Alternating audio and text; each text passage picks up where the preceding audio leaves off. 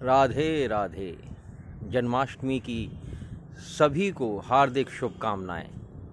आज मौसम भी बहुत अच्छा हो रहा है। ये मेरी सोसाइटी है जहाँ मैं रहता हूँ। बादल हो रहे हैं और देखिए बरसात हो जाए शायद। जन्माष्टमी की वजह से मैं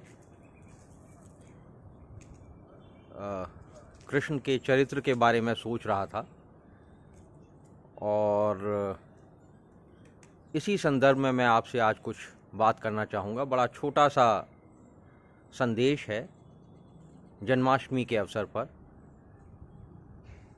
और ये मेरा अपना विचार है। बाकी जो विद्वान जन हैं वो अपनी अपनी बात रख सकते हैं। जब भी हम लोग कृष्ण की बात करते हैं और उनके जीवन दर्शन के बारे में बात करते हैं तो उनका जो प्रमुख उपदेश है गीता, उसका जिक्र किए बिना बात अधूरी रह जाती है। और कल से मैं जब देख रहा था श्री कृष्ण के बारे में, गीता के बारे में, तो कई जगह गीता का सार देखने सुनने को मुझे मिला। कुछ वीडियोस भी देखे मैंने और कुछ लेख भी पढ़े मैंने। तो गीता का जो सार है वो ज़्यादातर लोगों ने संक्षेप में ऐसा बताया है कि भाई तेरा क्या है, मेरा क्या है, क्या लाया क्या ले जाएगा, सब यहीं रह जाएगा और सब छोड़ दे, सिर्फ भक्ति में लीन हो जा, आदि आदि। लेकिन मुझे ऐसा लगता है कि जो मुख्य बात है गीता की, वो हम सब लोग इस भूल भुलैया में पकड़ नहीं पाते और वो बड़ी छोटी सी बात है ज़्यादातर लोगों को बुरी भी लग सकती है। और मेरे हिसाब से गीता का जो सार है वो सिर्फ इतना ही है कि अर्जुन जो है जब भगवान कृष्ण से पूछता है कि भगवान मेरे तो हाथ पैर शिथिल हो रहे हैं और ये जो सामने हैं ये मेरे अपने हैं और इनको मैं कैसे मारूं, क्यों मारूं, और इनको मारने से मुझे यश मिलेगा, अपयश मिलेगा, क्या होगा। पूरी गीता में ये प्रश्नोत्तरी है।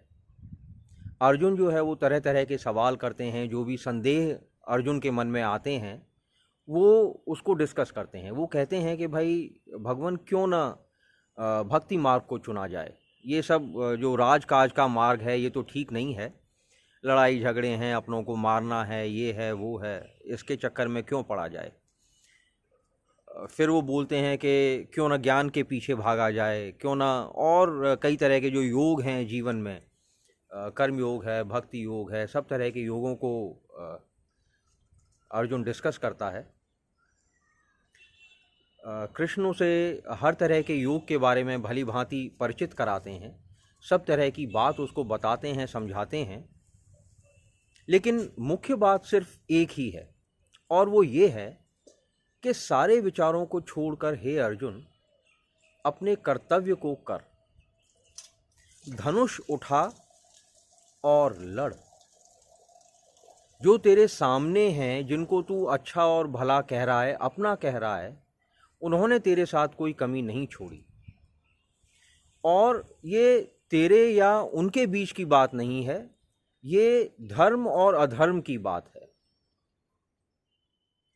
तो धर्म के लिए लड़, धनुष उठा और इन सब का संहार कर। और ये सब मरे हुए ही हैं, इनमें जीता कोई नहीं है। इनका जो जीवन है, इनका जो चलना फिरना है वो भ्रम है। और अगर तुझे फिर भी ऐसा लगता है कि तू इनको मार रहा है तो उसे अपना विराट स्वरूप दिखाते हैं और बोलते हैं देख ये सब मरे हुए हैं, ये सब काल के मुंह में हैं, पहले से ही हैं। तो ये मेरा अपना मत है। मुझे ऐसा लगता है कि गीता का जो संदेश है वो सिर्फ इतना है कि धर्म की रक्षा के लिए आपको तत्पर रहना चाहिए, और धर्म की रक्षा के लिए अगर हथियार उठाने पड़ें तो इसमें कोई बुरी बात नहीं है। न जाने क्यों और कब हम लोगों के बीच में ये कन्फ्यूजन आ गया, और इस कन्फ्यूजन ने हमें जिस रास्ते पर ला दिया उसकी वजह से हमने हजारों सालों की गुलामी जो है वो झेली है। हम पता नहीं किस किस चक्कर में पड़ गए, हमें कभी लगता रहा कुछ, कभी कुछ, कभी कुछ। हमने हमलावरों को माफ़ किया, लेकिन हमें किसी ने माफ़ नहीं किया। और जब हम धर्म और अधर्म की बात करते हैं तो धर्म और अधर्म जो है वो बहुत सिंपल है समझने में, लेकिन हम उसको कभी हिंदू धर्म बोलते हैं, कभी और कुछ बोलते हैं। धर्म की परिभाषा सिर्फ इतनी सी है कि जिसको आप धारण कर सकें वो धर्म है। चाहे वो विचार हैं, चाहे वो वस्त्र हैं, चाहे वो भोजन है, चाहे वो कुछ भी है, जिसको आप धारण कर सकें वो धर्म है। धर्म का मतलब ये नहीं है कि ईश्वर एक है या दो हैं या चार हैं या 10 हैं। वो सिर्फ देखने का तरीका है। देखने के तरीके से मतलब ये है कि ईश्वर जो है वो प्रकृति को समझने का एक ज़रिया है।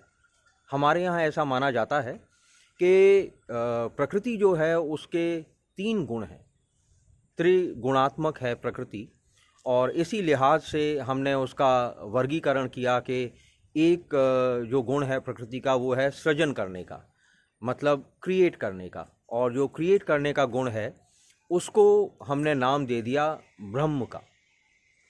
दूसरा जो गुण है वो है पालन करने का। पालन करने का मतलब है पशु हैं, पक्षी हैं, जलचर हैं, फिर पेड़ पौधे हैं, ये सब प्रकृति का सृजन है जो ब्रह्म ने क्रिएट किया है। और इसका जो पालन करता है, जो पालन पोषण होता है, जो फूड चेन है, जो भोजन चक्र है, वो उसको हमने नाम दे दिया विष्णु का। और फिर एक पाठ है जो जब जैसे गीता में भी कहा गया है कि शरीर जब पुराना हो जाता है तो आत्मा जो है वो अपने वस्त्रों को जैसे हम बदलते हैं ऐसे शरीर को बदलती है। तो जो तीसरा गुण है प्रकृति का वो है संहारकर्ता का, तो उसको हमने नाम दे दिया शिव का। तो ये 3 गुण हैं जिनको हमने अलग अलग नाम दे दिए। ये जीवन दर्शन है, इसको सब लोग समझते नहीं हैं वो, और फिर समझते भी हैं लेकिन उनका मकसद जो है वो गलत होता है। वो चाहते हैं कि जो सनातन धर्म है, हिंदू धर्म जैसा कुछ नहीं है, सनातन धर्म है, उसका मखौल उड़ाएं, उसको नीचे लाएं। जबकि सनातन का मतलब है जो निरंतरता से चला आ रहा है, जो सहज है, और हर व्यक्ति के हिसाब से उसके अपने देश काल के हिसाब से जो बनता है वो धर्म है। तो धर्म की रक्षा का मतलब होता है, बहुत सिंपल है धर्म की रक्षा का मतलब, और वो ये है कि जो अच्छे विचार हैं, जो अच्छे आचरण हैं, उनका संरक्षण किया जाए। तो दुर्योधन को मारने के लिए इसलिए कहा क्योंकि वो बहुत ही स्वार्थी था। अपने भाइयों की पत्नी के साथ उसने दुर्व्यवहार किया, भरी सभा में लाके उसको निर्वस्त्र करने का प्रयास किया, और भी बहुत सारे कृत्य उसने ऐसे किए जो धर्म की परिभाषा में नहीं आते। तो इस वजह से उन्होंने उसको मारने के लिए कहा। और मुझे लगता है कि जो भगवान कृष्ण हैं वो उनका जो मुख्य संदेश है वो यही है कि धर्म की रक्षा के लिए जो भी किया जा सके वो करना चाहिए। हालांकि जो हमें अन्य रचनाओं से, महाभारत आदि से पता लगता है वो ये है कि उन्होंने शांति के लिए अथक प्रयास किया। उन्होंने ये चाहा कि किसी तरह से शांति बनी रहे, विध्वंस ना हो, लेकिन कभी कभी जो समय है वो ऐसा हो जाता है कि विध्वंस फिर होना ही होता है, और उसके लिए हम कारण किसी को भी मान लें, लेकिन वो अंत में प्रकृति की ही इच्छा होती है। जैसे आज जो प्रदूषण हो रहा है और जो हम प्रकृति का विनाश कर रहे हैं, तो प्रकृति हमें कब तक ऐसा करने देगी? ये अधर्म ही तो है। तो इसी के साथ आज का ये जो वार्तालाप था आपके साथ, मैं उसका अंत करना चाहूँगा। एक बार फिर से आप सभी को श्री कृष्ण जन्माष्टमी की हार्दिक शुभकामनाएं और बधाइयाँ। और मैं जो कहना चाहता था कहा। आज के लिए इतना ही। धन्यवाद।